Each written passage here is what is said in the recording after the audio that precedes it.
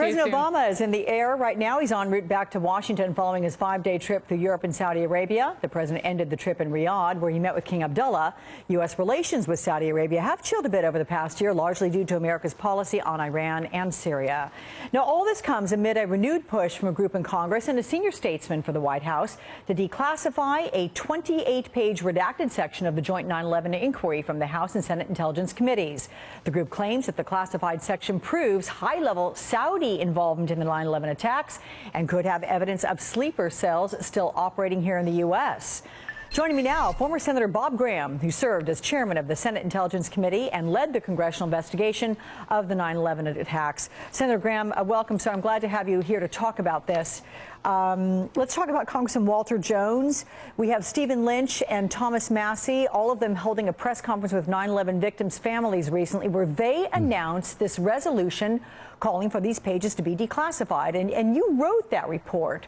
What can you tell us about what's in these 28 pages? Well, Alec, because this document has been classified since 2003, there isn't a lot that I can say. But other than, in my judgment and in the judgment of the other people who were involved in writing this report, there is nothing here that is a threat to U.S. national security. There may be things that would be embarrassing to various intelligence agencies because they indicated a failure to conduct a thorough investigation.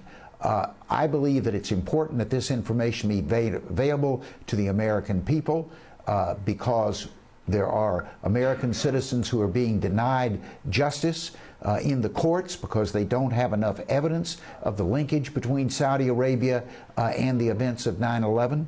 The historical record is incomplete, and our national security might be at risk if, in fact, the cells that were operating before 9/11, cells which supported the 19 hijackers, if the remnants of those are still in place. I'm curious, when we talk about the hijackers having been Saudi funded, do you mean, sir, funded by the government itself or by Saudi individuals or charities which have been well established as backers of al-Qaeda in the past?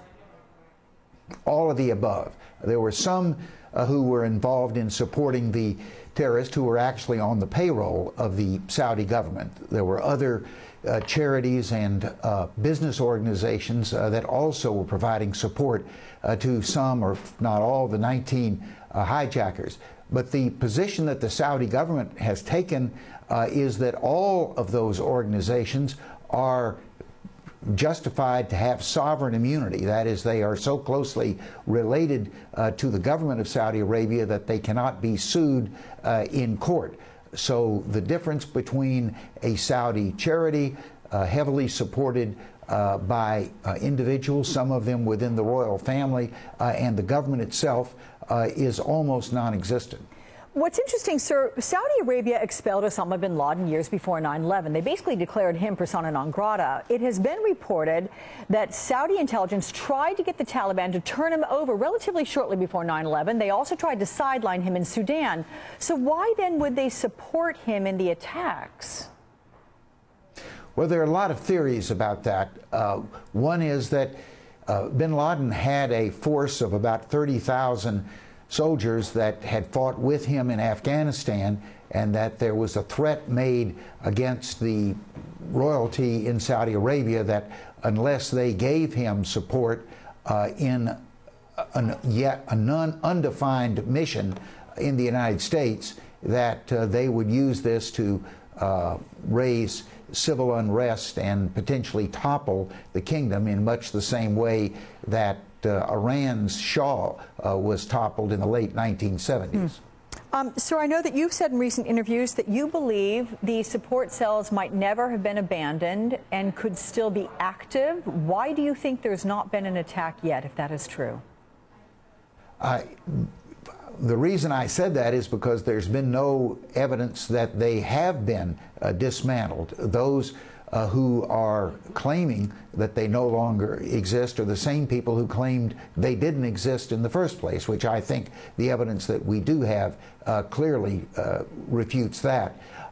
As to why we haven't been attacked, I think we have been attacked, but the attacks have been overseas in places like Syria, Afghanistan, Yemen. There have been attempts made, particularly by some of the splinter groups of big al-Qaeda, such as those located in Yemen, to attack the United States. Fortunately, to date, none of those attacks have been successful, but I think we can anticipate that they will continue to try. All right, former Senator Bob Graham, I thank you, sir, for the discussion. Much appreciated.